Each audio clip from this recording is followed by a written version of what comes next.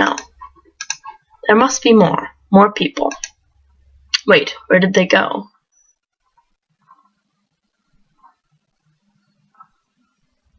You wake up. For the second time today, some blood coming from your forehead. Your head hurts. The steel floor is cold against your body. As your eyes adjust, the shapes in front of you sharpens. Richer contrast. 2 men are there, but you estimate a few dozens more. Welcome, says a voice.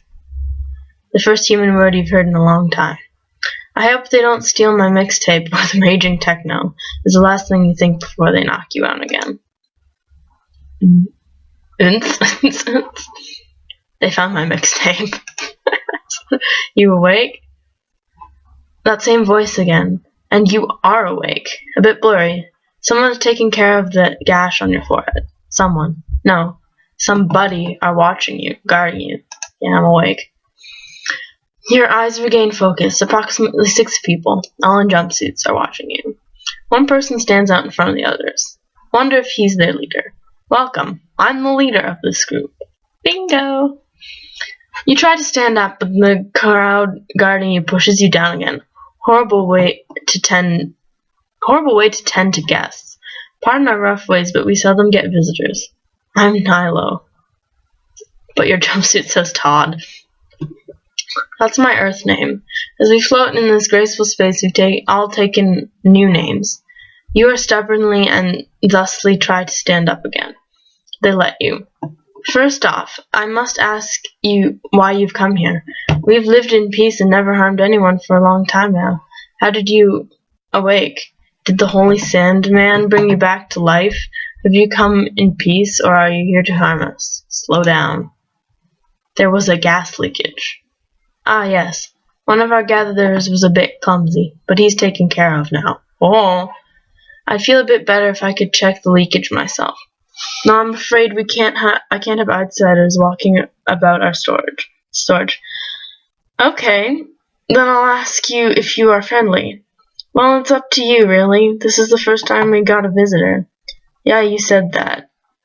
Don't interrupt me. Holy crap, okay.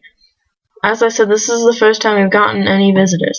To be honest, we thought we were alone, with the Holy Sandman to watch over us. Holy Sandman? Yes, the Holy Sandman. He's the one who freed us, the first of us, including me. He gave us our space names and baptized us into a new world where he promised to watch over us, almost 15 years ago. Who was this Holy Sandman? You can see an image of him here. Nilo waves his arm and points towards a huge portrait on one of the walls. Uh-oh. The other Sandman guy that went a little, crazy. This makes everything a bit clearer. You turn back to Nilo. Nilo. A maniac and prophet fused into one being. Maybe an engineer or painter back on Earth. Sandman 11 must have been far worse than you'd thought, as he created a small realm for himself. A space Jesus with space disciples. At the same time, you're not alone anymore. Impressive, isn't it? Sil carved the frame. Yeah, I carved it. Shut up, Sil. It's the only form of imagery we have of the Creator. You gave us a feature. So what now? As I said, it's up to you. Okay, how does that work? Well, we'd like to think that you're either with us or against us. Wow. I'm not gonna say I'm not with you, because that's gonna end up badly for me. I'm also not gonna say that I'm the Sandman God, because I feel like that will also not go over well. So I'm with you. Okay, when do I get my new space name? Haha, that's something you must earn. What now? You'll start off as a gatherer. We all start there. It may seem boring at first, but it's an extremely important role. Just follow the others and they'll show you the ropes. Also, you can never return to where you came from. I have some questions. In time, you'll get some answers. Now go. Okay. Some tribesmen wave to you and you follow them. You're both scared and exhilarated, so you keep quiet. I think they mean quiet. You are now part of something, and you are about to gather. Maybe just one easy peasy question. So guys, what are we gathering? Food, of course. Oh, of course. You walk a bit further. All the way back to where it all went dark, where you failed to stealth-like follow the others you joined. Here, says a voice and hands you a crowbar. A crowbar? Your mind races as you try to think what kind of food you can gather with a crowbar. This part of the ship has no greenhouse. Rats or other animals wouldn't survive this long. This area has lower temperature than your living quarters, so growing crops would be difficult. One sec. Oh, sorry. I have a little bit of a cold. This area has a lower temperature, the crops would be difficult. Have they managed to create their own protein compound somehow? No, that's not it.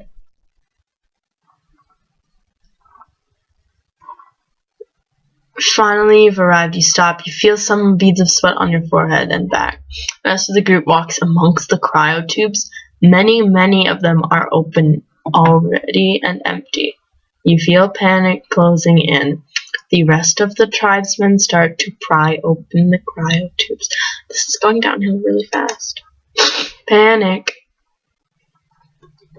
Okay, so the error on the console was not an error. These people are fucking cannibals who eats the world population, and they are fucking psychos. They have probably been eating hundreds, if not thousands, of passengers. What the fuck did Sandman number 11 do?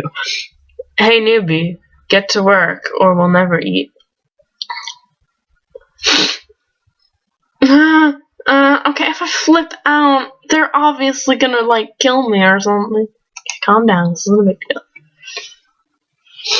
The Makaidas help me since long. People's voices drown out. After a while, you can't even remember it at all. It tastes good. That's a fact. Some days you struggle with where the meat comes from, but you manage to find perfect, tender, tasty piece of meat. Okay, I didn't... No. That's not what staying calm implies. Staying calm is like, okay, we're not gonna, like, freaking flip out since the cannibal people eat me, but, like, seriously. Maybe a carpenter who was supposed to build the new world, but now he's a turd. A turd created you.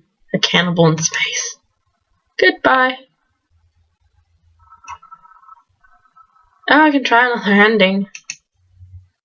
Panic.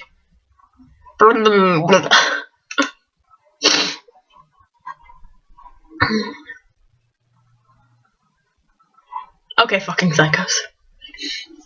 A silent search for where the slug begins, and you sneak off, trying to retrace your steps, and as you kind of remember where you left it. Not a tribesman in sight. The hallway where you parked the slug is close, but it seems like the slug isn't where you parked it. Oh, of course not. Oh, there it is, lazy tribesmen. They can't even hide a giant vehicle, or the cargo you pack.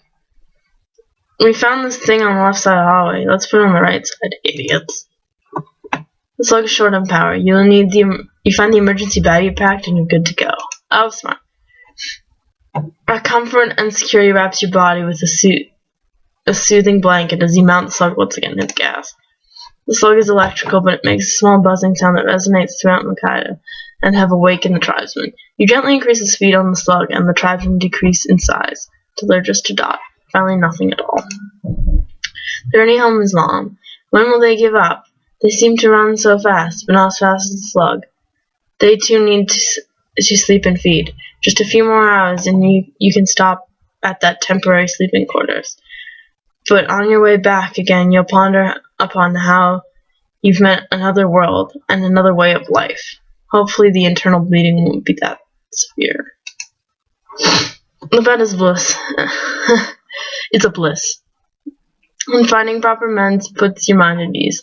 There's something comforting about not dying, and it's only when you're about to die that you know you want to live. You've learned that today. Now, while staring at the gray ceiling, you feel safe. Or maybe not that safe. You hear no tribesmen, but they might be close. Or did they give up? One person can't be seen as a threat to them. Maybe they're hard on principles. Z. No breakfast. But what the hey? The slug is charged, and no tribesmen in sight. Let's head home. Yep. Home. It feels like the ship has been violated.